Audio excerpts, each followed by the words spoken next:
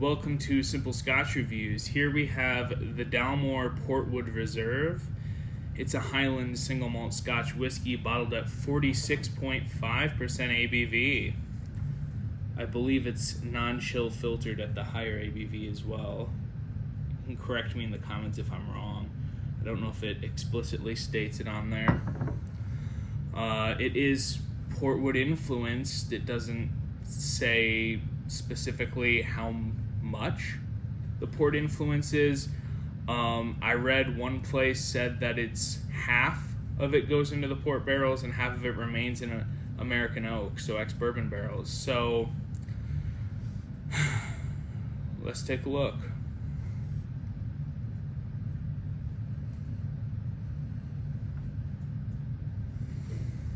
Brown sugar, cocoa on the nose, vanilla.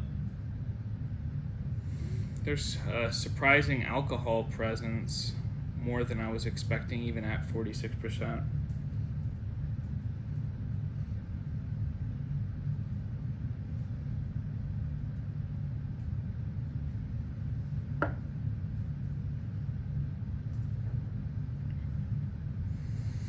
Right away, citrus, especially orange.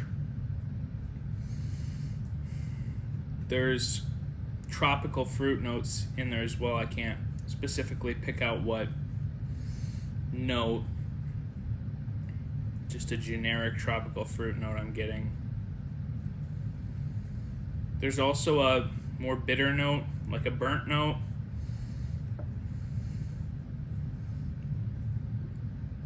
Almost a burnt note, like, actually, as it goes into the finish, the more I'm thinking it's coffee note, like a coffee, roasted coffee.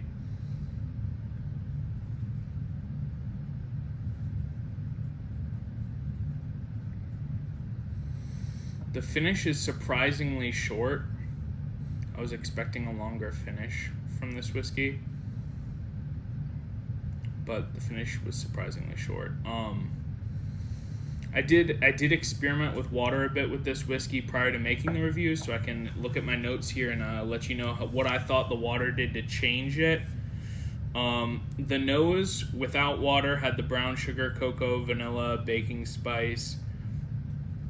But when I added water, I felt it brought out more of the rich fruits,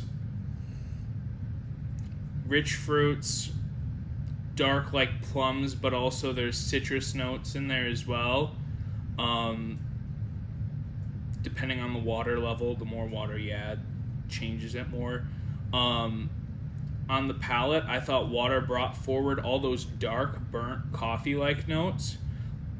A lot of dark chocolate and coffee brought to the forefront, I thought, was brought in front of those citrus and fruit notes that I thought were the main feature without water. They took a backseat to those dark notes when I added water.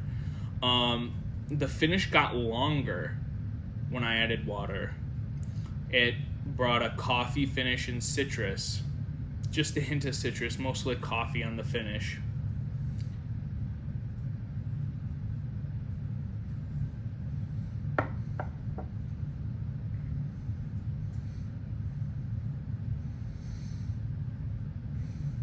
It had been a little while since I'd had this whiskey.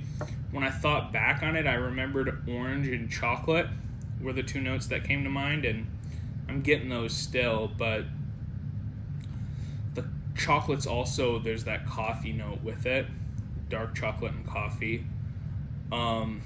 Overall, I'd say that this is definitely in the must-try category.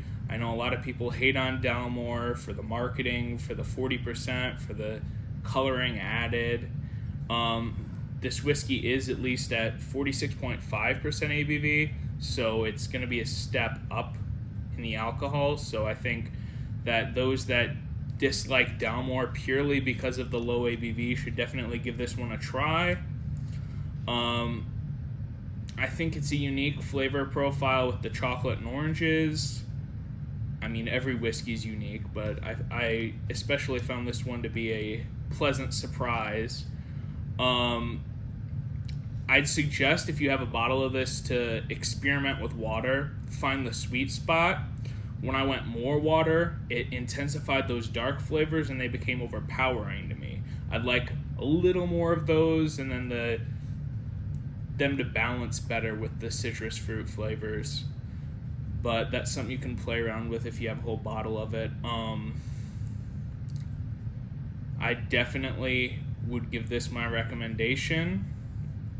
I definitely liked how water lengthened the finish. It was very short before, I thought, and it took the bit of alcohol presence that I noticed neat and took that out, especially on the nose. That was the main place I got alcohol, was on the nose, but that took it right out when I added some water. Overall, I'd recommend. Check out my channel. There's a lot of reviews up.